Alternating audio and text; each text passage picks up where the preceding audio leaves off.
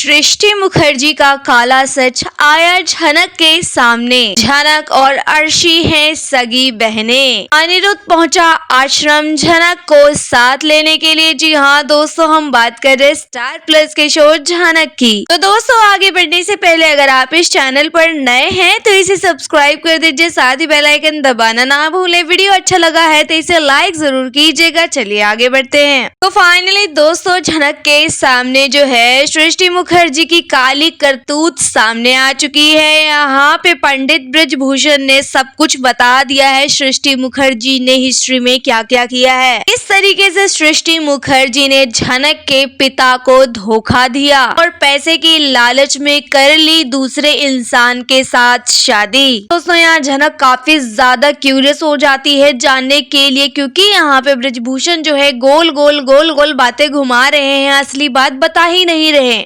झनक यहाँ काफी फ्रस्ट्रेट होके कहती है कि जो भी असली सच्चाई है ना, सिर्फ और सिर्फ सच वो मुझे बताइए, अब मुझसे इंतजार नहीं हो रहा। फिर दोस्तों, यहाँ पे पंडित ब्रजभूषण जो है एक एक करके सारी सच्चाई यहाँ बताने लग जाते हैं। झनक की पिता की कहानी को यहाँ बताते हुए नजर आते हैं। पंडित ब्रजभूषण बताते हैं कि तुम्हारे पिता जो है बहुत बड़े डांसर थे, बहुत अच्छा नृत्य करते थे। कई सारे स्टूडेंट उनसे डांस सीखने के लिए आते थे। उनमें दो फेवरेट स्टूडेंट थे, एक थी उर्वशी रैना, दूसरी थी सृष्टि रैना। मेन बात ये थी कि जो तुम्हारे पिता थे ना, वो सृष्टि मुखर्जी से बहुत प्यार करते थे, उसके प्यार में दीवाने हो चुके थे। लेकिन जो सृष्टि मुखर्जी थी वो तुम्हारे पिता को सिर्फ और सिर्फ सम्मोहन की भावना से देखती थी। वो कोई प्यार व्यार तो नहीं करती थी, वो फायदा उठाना चाहती थी तुम्हारे पिता का। जो उनके पास इज्जत दौलत शोहरत थी, बस उसी का फायदा उसने उठाया। तुम्हारे पिता को उसने प्यार के जाल में फंसा लिया और तुम्हारे पिता पे ना जाने क्या जादू कर दिया कि उन्हें सृष्टि के अलावा कोई और दिखाई नहीं देता था। उर्वशी रैना भी बहुत अच्छा डांस करती थी, लेकिन वो उस पे कोई इंटरेस्ट नहीं दिखाते थे। उन्हें उससे कोई लेना देना नहीं था, वो सिर्फ और सिर्फ सृष्टि को चाहते थे और सृष्टि भी इस बात को बहुत अच्छे से जानती थी, जिसका उसने फायदा उठाया। सबसे गलत बात ये थी कि उसने तुम्हारे पिता के साथ शादी कर ली। दोनों ने दुनिया की नजरों से छुपकर शादी रचा ली और उसके बाद यहाँ पे सृष्टि ने कहा, मैं अपने पूरे परिवार को जल्द बता दूंगी कि हम दोनों ने ब्याह रचा लिया है, वो हमें जरूर एक्सेप्ट कर लेंगे। उसके बाद सृष्टि मुखर्जी ने गलत काम करना चालू कर दिया। सृष्टि मुखर्जी ने तुम्हारे पिता को धोखा देना चालू कर दिया। जब उसे ये लगने लगा कि तुम्हारे पिता में अब उसको कोई इंटरेस्ट नहीं है, अब कोई फायदा नहीं होने वाला, तो उसने दूसरे इंसान की तलाश करने में लग गई। एक इंसान उसके जिंदगी में आया जिसका नाम था विनायक मुखर्जी। विनायक मुखर्जी काफी पैसे वाला था, काफी इज्जत थी उसकी, काफी बड़ा नाम था। तो बस फिर क्या, उससे उसने शादी रचा ली। उससे ब्याह रचाने के बाद उसने एक बेटी को जन्म दिया जिसका नाम है अर्शी मुखर्जी। अर्शी मुखर्जी सृष्टि मुखर्जी की पहली बेटी थी।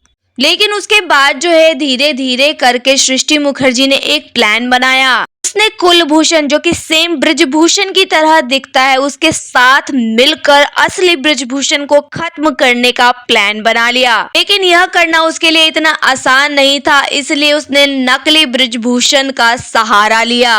वो बाहर से आया था, विदेश से आया था और उसके साथ मिलके उसने षड्यंत्र रचना चालू कर दिया। लेकिन इसके लिए उसने अपने पति को छोड़ दिया थोड़े समय के लिए और वापस चली गई ब्रजभूषण के पास, ताकि उसका विश्वास दोबारा से जीत पाए। जब सृष्टि मुखर्जी सच में ब्रजभूषण को छोड़ के चली गई थी तो ब्रजभूषण का हाल बेहाल हो गया था। वो उसके बिना ना जी रहा था, ना खा रहा था, ना पी रहा था। ऐसा मानो उसने खुद को खत्म कर दिया हो, एक जिंदा लाश बना ली हो। उस समय उसकी देखभाल सिर्फ और सिर्फ उर्वशी कर रही थी। उर्वशी ब्रजभूषण को पसंद करती थी, उसके घर में उसके साथ रहने लग गई, उसका देखभाल करने लग गई, उसे वापस जिंदगी में लाने के लिए कोशिश करने लग गई।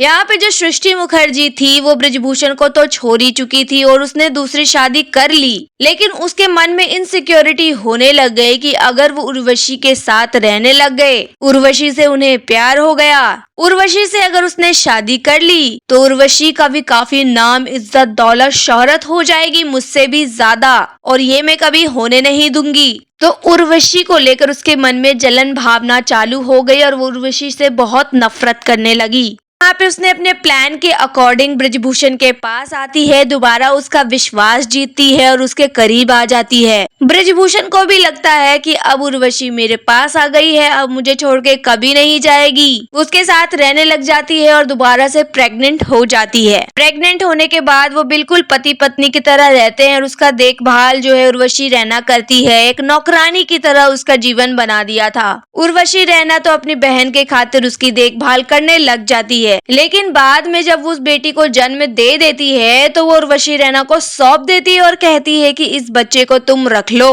ब्रजभूषण से कहना मैं थोड़े समय बाद वापस आ जाऊंगी और फिर हम अपनी जिंदगी को नई तरीके से शुरू करेंगे। मैं जा रही हूँ वापस कोलकाता अपने पति को तलाक देने। जब तलाक का मामला खत्म हो जाएगा तो मैं वापस लौट आऊंगी। लेकिन जाने के बाद वो तो अपनी प्लानिंग में ही उलझी हुई थी। वो वापस जाती है कोलकाता और नकली ब्रजभूषण के साथ वापस आती है। नकली ब्रजभूषण आता है और असली ब्रजभूषण की सभी इज्जत दौलत शोहरत को छीन लेता है और उसके ऊपर जानलेवा अटैक करता है। जानलेवा हमला करने के बाद जो है वहाँ के लोग बताते हैं कि ब्रजभूषण को गंगा में बहा दिया गया है, अब वो खत्म हो चुका। लेकिन ब्रजभूषण का एक डॉक्टर दोस्त आता है जो उसको वहां से बचाकर ले जाता है काफी दूर, दुनिया की नजरों से दूर। और जो बच्चा सृष्टि मुखर्जी ने उर्वशी रैना के पास छोड़ा था, उर्वशी उसे पाल रही थी। दोस्तों जब इतना कह दिया जाता है ब्रजभूषण के थ्रू तो झनक सन्न रह जाती है कि यानी मैं ही सृष्टि मुखर्जी की बेटी हूँ, क्योंकि उर्वशी रैना तो मुझे ही पाल रही थी। उनके पास कोई और दूसरा बच्चा तो था ही नहीं। तो यानी सृष्टि मुखर्जी जो है मुझे उर्वशी रैना के पास छोड़ के चली गई और मैं उनकी नाजायज औलाद हूँ। मुझे सृष्टि मुखर्जी ने जन्म दिया और उर्वशी रैना ने पाला। तो ये सच्चाई सुनने के बाद झनक सन्न रह जाती है, विश्वास नहीं कर पाती है कि सृष्टि मुखर्जी ने कितनी काली करतूतें की है हिस्ट्री में।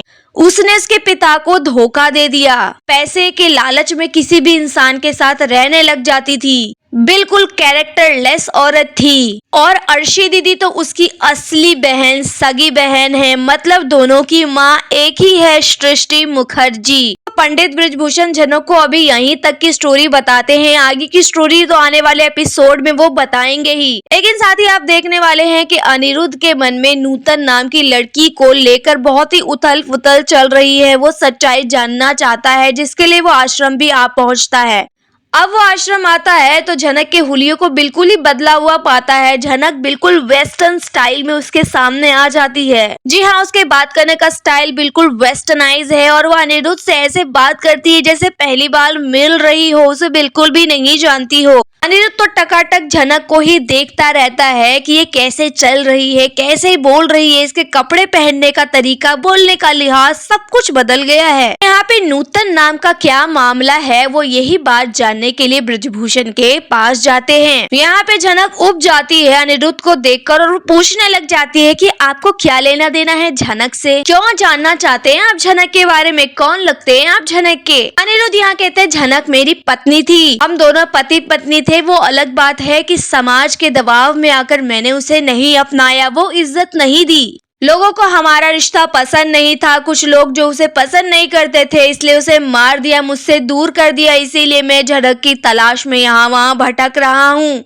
मुझे झनक के बारे में जानना है और तुम्हारी शक्ल हूबहू झनक जैसी दिखती है, इसीलिए मैं उसकी पूछताछ करने के लिए यहाँ आया हूँ। अगर आप लोगों से हो सके तो मेरे प्लीज प्रश्नों का उत्तर दीजिए। दोस्तों यहाँ अनिरुद्ध झनक की तड़प में तो क्वेश्चन करने आ गया है, लेकिन अभी वो यह नहीं समझ पाएगा कि अभी जो है झनक कोई भी जवाब नहीं देने वाली। झनक भी अनिरुद्ध को ऐसे तड़पता हुआ देखकर उसे अच्छा नहीं लगता, लेकिन वो खुद मजबूर है, अभी वो नूतन बन के ही रहेगी। अभी तो उसे सृष्टि मुखर्जी से बदला लेना है, अपनी माँ से बदला लेना है, क्योंकि उसकी माँ ने झनक को कैरेक्टरलेस कहा था, उर्वशी रैना को कैरेक्टरलेस कहा था। अगर उसकी हिस्ट्री देखी जाए तो खुद उसने दो शादी रचाई, एक बेटी को जन्म देकर छोड़ दिया, उसे अपना नाम नहीं दिया और सारा का सारा इल्जाम उसके पिता पर लगा दिया। एकदम धोखेबाज औरत निकली। इस सभी क्वेश्चन का आंसर जो है अभी झनक को मिला नहीं है, उसी की तलाश में वो यहाँ काम कर रही है। लेकिन यहाँ पे अनिरुद्ध जो है बीच बीच में प्रॉब्लम क्रिएट करने के लिए आ जा रहा है।